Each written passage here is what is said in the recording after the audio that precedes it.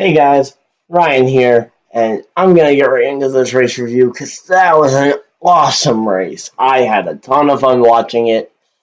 Um, and, and I thought it was gonna be so good after watching that first 11 laps that I even stayed through the entire rain delay, waiting just in case it would come back. Because man, it was exciting. Those first 11 laps, yeah.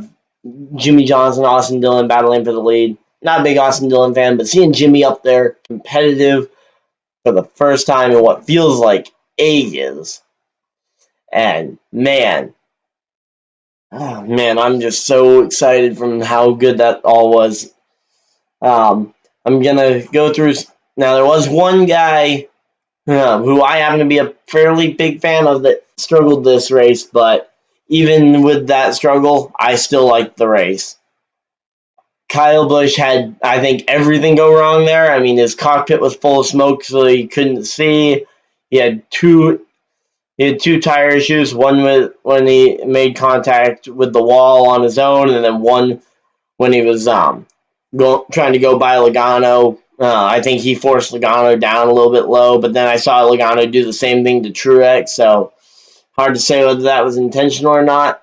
And then you had um, another contender, Truex, get involved in an incident late in the race with Logano, kind of stumbling him. I think he still pulled off a top 10 finish, though.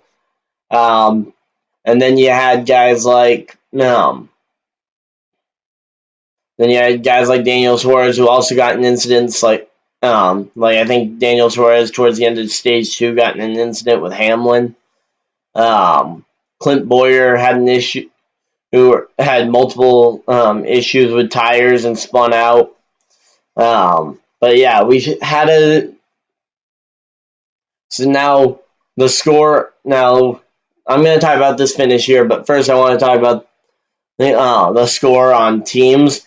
We have Joe Gibbs with 10 wins, Penske with 6, or no, Penske with 5, and Hendrick now has 2 because oh my, Bowman, how did you do that? I mean, I thought Bowman could hold off Larson, but once Larson got around him, I was like, oh, Larson's got this one. And then Bowman crossed him over. It was such a great finish. I mean, this right here, this is why this package is here. It's for the mile and a half. Sure, it didn't help Michigan Auto Club or the short tracks, but it has helped this type of racing. Kentucky in a couple weeks, I'm excited for the first time in a while. I'm excited for something Kentucky related. Oh my! But man, I just can't help. I can't get over how great that finish was, though.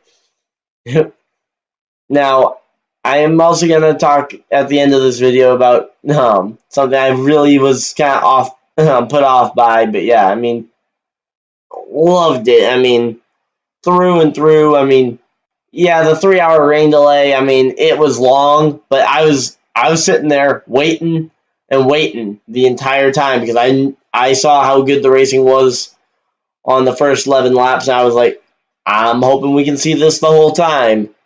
And while we didn't see it the whole time, it was a lot of it was on restarts, which we've kind of seen.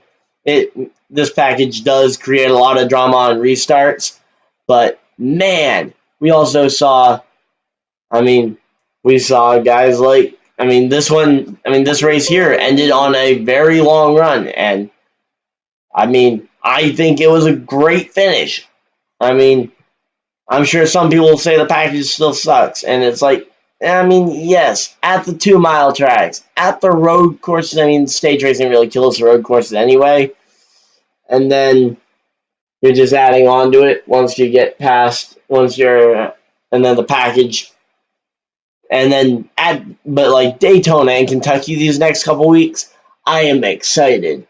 Bummed that my home track though is gonna get even worse though thanks to this package. But at least the next 2 races are gonna be so exciting. I mean, we've got Daytona. Anyone could win it. And then we got Kentucky. which is probably going to be a lot like this race. I mean, I think it's probably going to be more like, I think it's going to be like a mix between this and Texas, because it's fairly new track, so it's a fairly new repave, so it's probably not going to have the tire issues that this race had, but it's also the same shape as this track, so you'll see the diving low on the straightaway, trying to gain that lap time, or to shrink that lap time down, and oh my, that was such a great finish. Whew, man. But yeah, and then we saw Logano finish third, so Penske still around. Definitely not as good a race though as I thought Penske was going to have. I thought it was going to be a Penske dominating race, kind of like we saw. I I mean, this was going to be. I thought this race was going to be a lot like Kansas, and in the end, I think it was a lot like Kansas, which was an amazing race as well. I was going to say I don't think I emphasized it enough during that video, but yeah, this was an amazing race. I'm excited. Bummed I'm going to miss the I'm not going to be around for the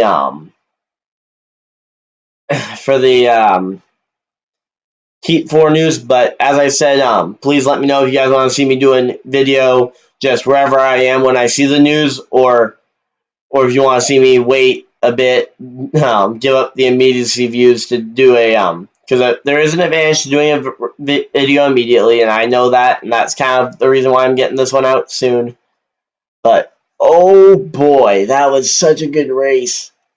But yeah, so just kind of let me know if you guys want to see that. Also, link to my t-shirts are going to be down. My t-shirts and whatnot is going to be down in the description. I'm going to be having some new ones up there. Hopefully, within the next week or so, I should have that design done for the for that. But that's going to be awesome. I've already got it. I'm working on the first order of them for myself, and I will be wearing it on these videos quite a bit. But yeah, so I'm excited. This is going to be a great time. Also, supporting over on Patreon does help out the channel a lot. I'm going to be, of course, it'll help with keeping this show up and going as I'm moving over to college where I lose the wheel. I'm going to be bringing most of this stuff here with me, so I'll have some of my set. I won't have those two monitors there. I won't have that floor light, so I'm going to be down a lot of stuff, so it's going to be hard to keep kind of the same quality going, but hopefully I can still keep up with the videos at least once a week.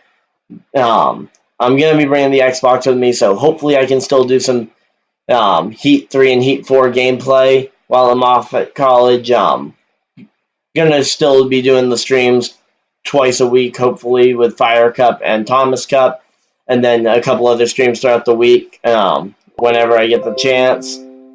But yeah, but that was such a fun race. I hope you guys enjoyed it. I'm not going to drag this video on any longer. Hopefully you guys enjoyed, and if you guys did, hit the like button, subscribe. I'm trying to hit 200 subscribers as well before the end of the summer. And I think that's the last thing I had to plug. So thank you guys all for watching. And hopefully we can see you guys in another video. Hopefully I can have another one out tomorrow. So, because I've got a bunch of uploads I've kind of stockpiled from doing some racing at Daytona in the on iRacing. So hopefully I can have those videos uploaded over the kind of the course of the week while I'm not here. Oh yeah, another thing I wanted to mention real quick because I hadn't had time to make a video specifically about it. Christopher Bell extends his contract with Joe Gibbs through 2020. We don't know yet whether that's going to be in the what series that's going to be in, whether that's Xfinity, Cup, or even what Cup team it could be with, because Levine Family Racing's talked about a potential second car, and DiBenedetto's on an expiring contract. And I think that also shores up that the 4 Joe Gibbs drivers, I think, are all but locked in for next year. I mean, MTJ and Kyle Busch are safe. I mean, they've got 4 wins apiece. And Kyle Busch, we know, is on a multi-year deal. And MTJ just got there. They're not going to get rid of him that quick, especially when he's winning 4 races in the first part of the year.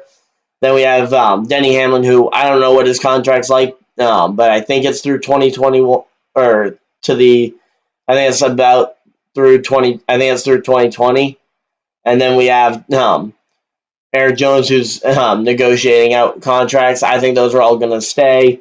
And it's going to kind of heat up some of the other silly season. Like, we don't know what's going to happen, but I think this also locks in that either Boyer or Suarez, I think one of them is also staying at Haas, but I think Custer's really making a hard bid to try and keep Stuart Haas the same.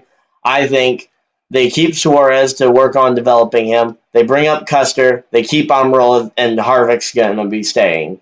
I think that's Stuart Haas's lineup.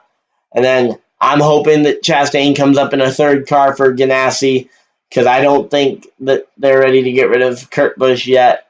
Or they could get rid of Kurt Busch and add him, and I would not be complaining about it either way. But yeah, so that's kind of my predictions for what I think the silly season is going to be. I'll do a more in-depth video, though, on that at a later time when I have more time to edit it. So hopefully you guys enjoyed, and I'll see you guys in the next video.